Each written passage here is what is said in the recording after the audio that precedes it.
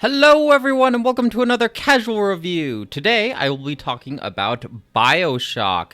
Now just a quick heads up, Bioshock is a very mature game, so if you are with a younger audience or listener, you might want to tune into a different episode. I'm certainly not reviewing Disney Princess Royal Adventure today. I am pretty familiar with all three of the Bioshock games. When I saw this collection on the Nintendo Switch for only $15, I absolutely could not resist because I very much liked these games back when they came out. Now, I haven't played the first Bioshock in I want to say maybe like more than 10 years, I think. I could be mistaken, but it feels like that long ago.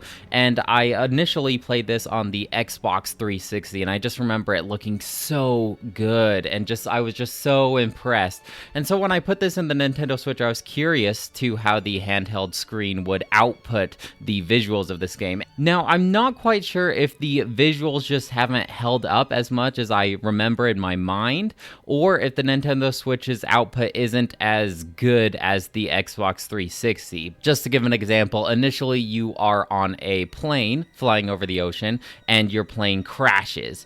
And in that scene at the very beginning of the game, you are just kind of floating in the water and there's flames all over the place. And I just remember being so impressed on the Xbox 360. I actually thought it was part of a cutscene, so I was just kind of floating there in place until I realized I was the one moving. Like, whoa, the water looks so real, the flames look so real, this is crazy. But on the Nintendo Switch, the flames do look a little pixely, and I was like, whoa, is this the Switch, or is my memory just bad on this kind of, like, have I been spoiled in visuals? But as you get into the thick of it, I didn't notice any frame drops, and you really don't notice the downgrade in resolution if there is any.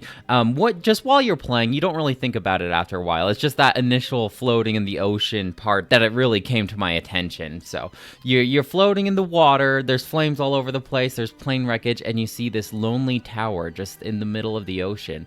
And so when you go to it, it ends up being an entrance to this underwater city called Rapture. Your whole gameplay experience happens in Rapture, and Rapture, you could tell it really used to be this super high-end fantastical city underwater, but it's really gone down the drains, and now glass is cracking and water is just spraying in, and all the residents have gone crazy for some reason. So as you enter Rapture, you are kind of guided by this character named Atlas. Now, you don't really talk to any of the NPCs. They kind of just talk to you via audio files. So like Atlas, he is directing you in real time, but as you're wandering through this world, through this broken down Rapture, you'll find these audio diaries. It's really nice that everyone decided to record their diaries in audio form and leave them lying around Rapture for you to pick up, and then you can kind of uncover what happened to Rapture. Why is this place just so downtrodden? Most of the residents in Rapture have gone crazy. They're often talking to themselves,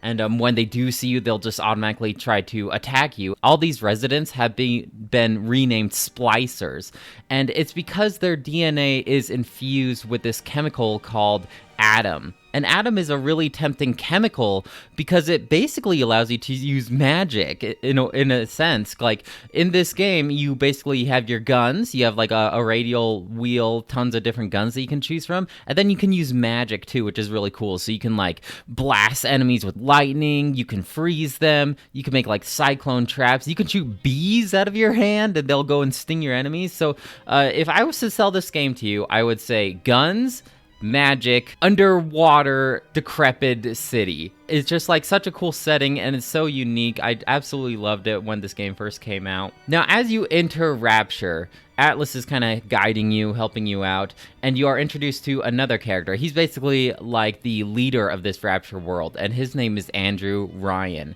And Andrew Ryan kind of reminds me of a very evil Walt Disney. If that he even kind of looks similar to Walt Disney, but he's very like, he's always talking about dreams, and he's always talking about like reaping what you sow, and a man's work belongs to the man, and very like this. I can't remember what year this is supposed to take place, but they're all about like anti-communism, that kind of thing. So maybe in the 70s and 80s. But Atlas is helping you essentially go stop Andrew Ryan, he's not doing a very great job running Rapture. Everyone's just crazy, and we just need to put a stop to this whole thing. Another selling point of Bioshock, however, would be the little sisters and the big daddies. I'm sure you've seen pictures of these guys in promotional art. I think Big Daddy is even on the cover. While you're traversing Rapture, there are these, they're like possessed little girls, and they're called little sisters,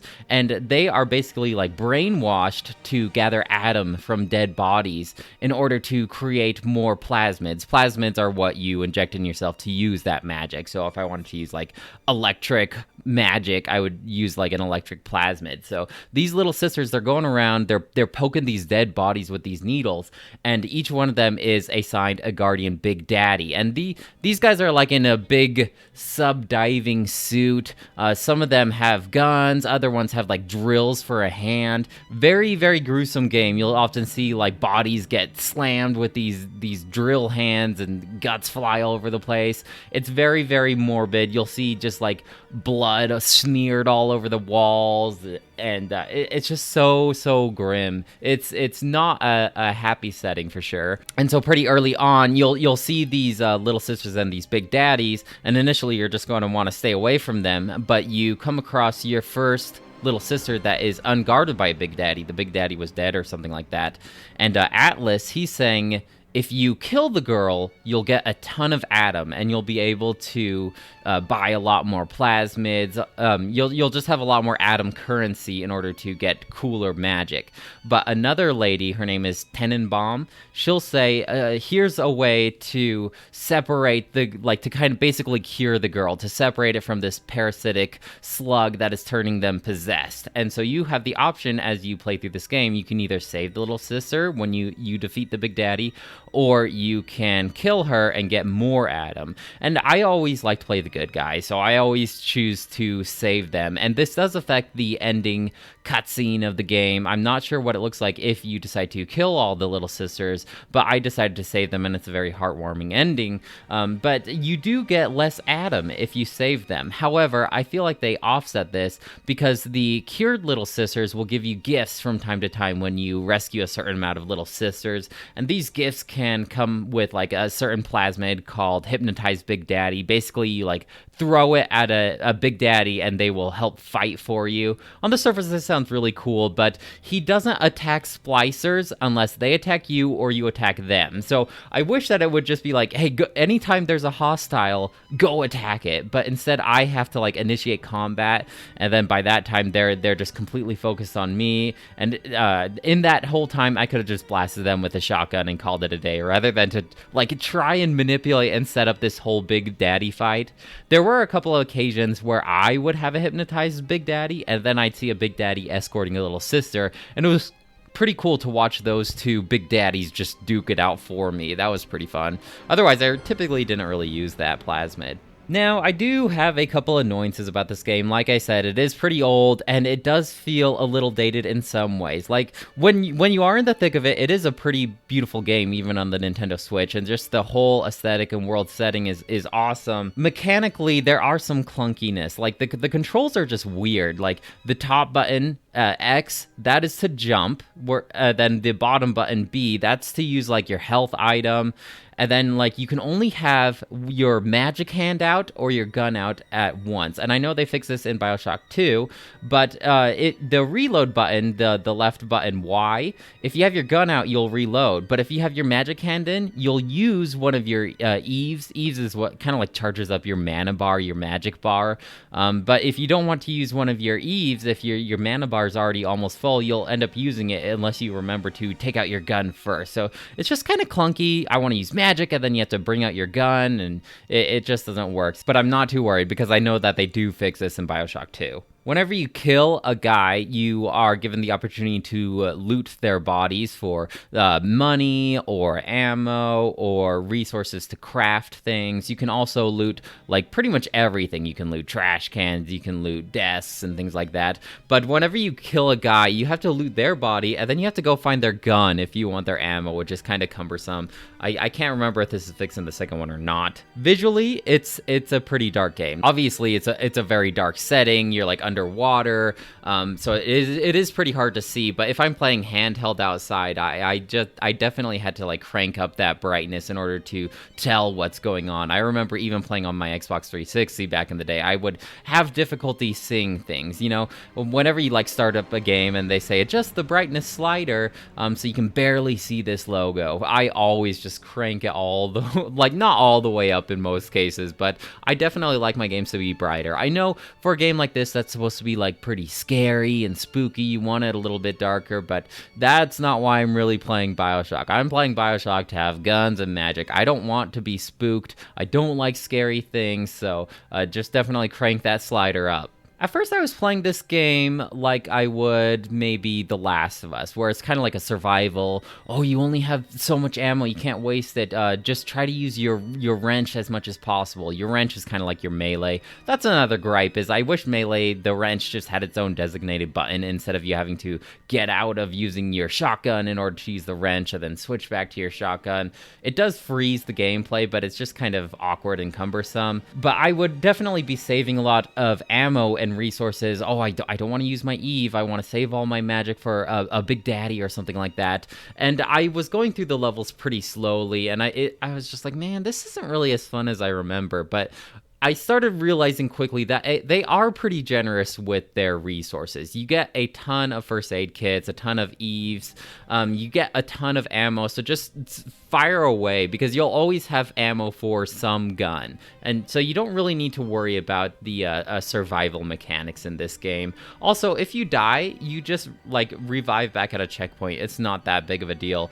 Although sometimes this would be pretty annoying, where I would be in a battle with a Big Daddy, and I pretty much always died against the Big Daddy unless I had a ton of first aid kits on hand. Sometimes like I would almost kill a Big Daddy. Like they would be on fire. I'd use a fire plasmid, and then their health would be going down, and then just before they die, I die. And then as I'm like laying on the floor dead, I'll see the Big Daddy die. And if that happens, then the little sister just leaves. Like you can't go back and get the little sister that you worked so hard to save. You just have to wait for another Big Daddy to respawn and go get another little sister for you to take. And each level has like a set amount of little sisters, so you always know if you have them all in this level or not. I think just the respawning in general is pretty annoying. I'm the type of gamer that likes to clear a room full of bad guys, and then I like to go through every nook and cranny and explore and get all the resources. But in this game, the splicers respawn constantly, so you'll never have the room to yourself. Just never assume that you have all this time to explore. Another splicer is surely on its way. It's just pretty annoying, but I guess it does keep me on my toes so I don't get too bored just scrounging around. Like I'm always kind of aware of what's going on behind me, and you can always tell when a splice is around because they do mutter to themselves and talk to themselves, start singing, that kind of thing. So you're never too caught off guard. This game does like to have a lot of jump scares though, but I feel like that's more like is set in the campaign. That's not necessarily the random NPCs that generate out of nowhere. I feel like you're eating a ton of food in this game, so alongside first aid kits, you can also eat food, you can also drink, you can smoke cigarettes, you can drink coffee. All this stuff affects your like mana and your health. But I just feel like I'm just constantly eating these cream-filled cakes. I'm drinking vodka. Woo!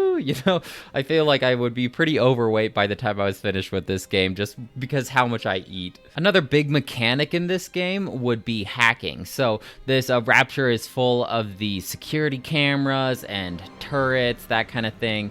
And if they are electrocuted, you have the ability to hack it. And hacking it is just like this little mini game. It's basically like this pathway that starts filling up with mechanical fluid or whatever. And so you have to like lay out this pathway down to the end goal before the mechanical fluid reaches to the end of where your pathway is. Otherwise, it'll short circuit and you'll lose some of the health, and you can try again. And there's varying difficulty of hacking. You can also hack safes, and safes are usually the most difficult to hack. There's also like an auto hacking tool that you can pick up if you don't feel like playing the minigame. At first, I was just hacking everything, and it was just pretty slow. I felt like half of the time I was playing the game, I was just playing this hacking minigame. So eventually I got a lot more vigilant with using the auto hacking tools. I just didn't really care at that point. If it was a difficult hacking meter, I would just turn that on. You do get a couple different tonics. These are like passive effects, and one is called like Hacker's Delight. So anytime you hack a machine or a safe or something like that, you'll get a little bit of health and a little bit of Eve. So that's also some more incentive. I talked about this just a second ago. I like making the room my own. I like to make claim of it. So whenever I come across a room with like 2 turrets or a security camera, I love to just hack them and like, okay, you guys fight for me now. I definitely have control over this room. A lot of the times they kind of have this, each level has like this main hub that has like machines and cameras and that kind of thing.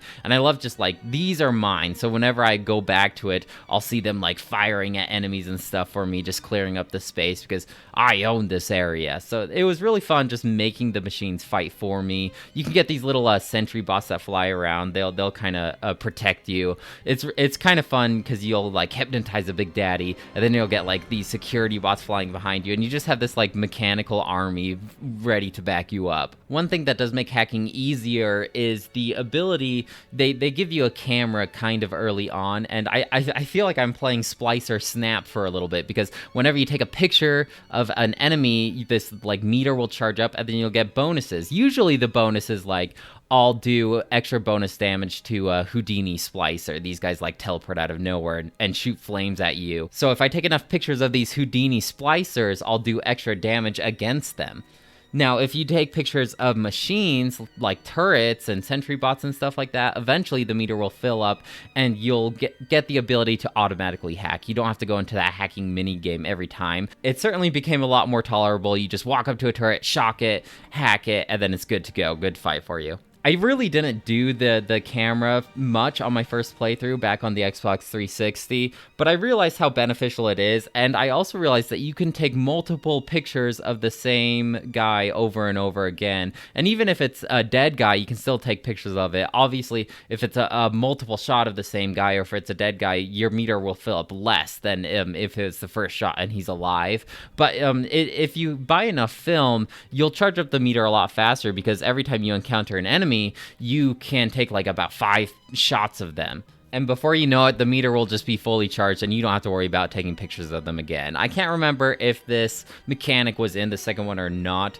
I hope it's not, though, because I am really not that big of a fan of hurrying and getting Big Daddy's good sides before I destroy them. I'd be much more partial to how many times you encounter combat with a certain enemy than a meter would fill. That would be a lot more fluid and fun without trying to break out of the gameplay. It definitely just breaks you out of the immersion of the game because you just have this camera out. It just feels a little silly. Last thing I want to say is I just want to commend the voice acting in this game. It's certainly not as good as something like Fire Emblem, but I feel like as you're listening to these audio diaries of these old residents in Rapture, you really get a sense of what Rapture was like, why it is the way it's now. It really sets the tone, so dark. The voice actors are so grim. I feel like Atlas, the guy who's kind of like guiding you through Rapture, he's really good. Andrew Ryan, he's like the evil Walt Disney I was talking about. He gives these like grandiose speeches that could rise you up. You could see like a tyrannical political figure really getting the groups riled up against the man, because he just gives these bombastic speeches which are very fitting for his character. I think this game really has held up over these years. It's still like so unique. There's not much like it in terms of this world setting and this whole magic and gun gameplay. You just can't really match it because it's just so unique. I feel like once you get used to the controls, it just still holds up so well. And this collection is just so cheap by now. I heartily recommend it if you do have a stronger stomach for this kind of gore and you're a big fan of first-person shooters. I certainly would recommend this game. Now, obviously, like I said, I do have my gripes about it. I think I still like Bioshock Infinite most. That was always my mindset back when I played it, these first 3 games the first time around.